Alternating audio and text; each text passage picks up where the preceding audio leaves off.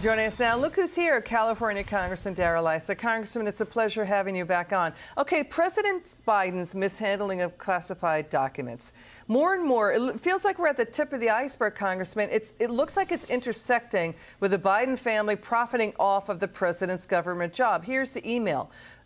Hunter Biden was emailing in April 2016, well before Biden established his think tank, the Biden Center, Penn Center, about getting an office at that same think tank. What do you think of that? Well, I think that with over $10 million of money coming into that think tank from the communist Chinese and over $1 million being paid to Joe Biden, adding Hunter Biden is just a little bit of frosting on top of an already large cake. The same thing with the now third different group of mishandled classified documents.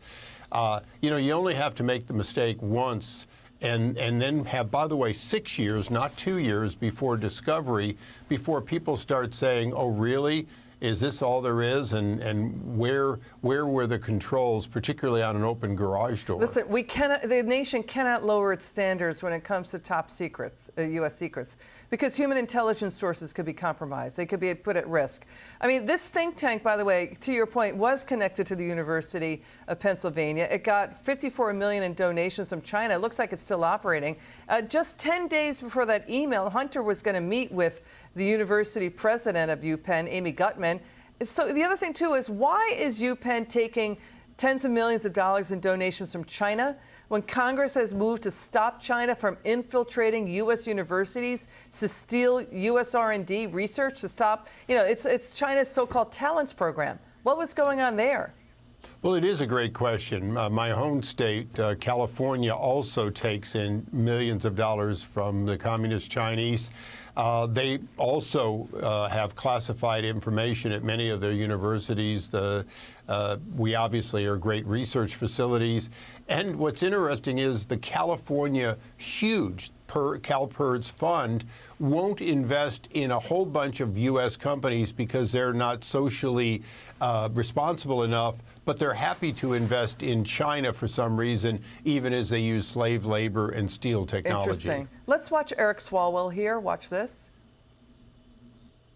But I would also like maybe in the future for Republicans and Democrats to agree that maybe we should find, a better way to inventory, classified documents so that, something like this never happens again. I mean, critics are saying, did Swalwell just prove why Kevin McCarthy removed him from House Intelligence? Is that the standard? Is that the standard? Inventory literally billions of pages of documents? It would turn the whole government into looking like the backroom warehouse of Raiders of the Lost Ark.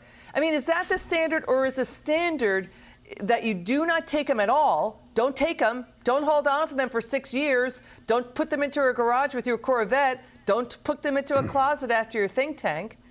That's the standard.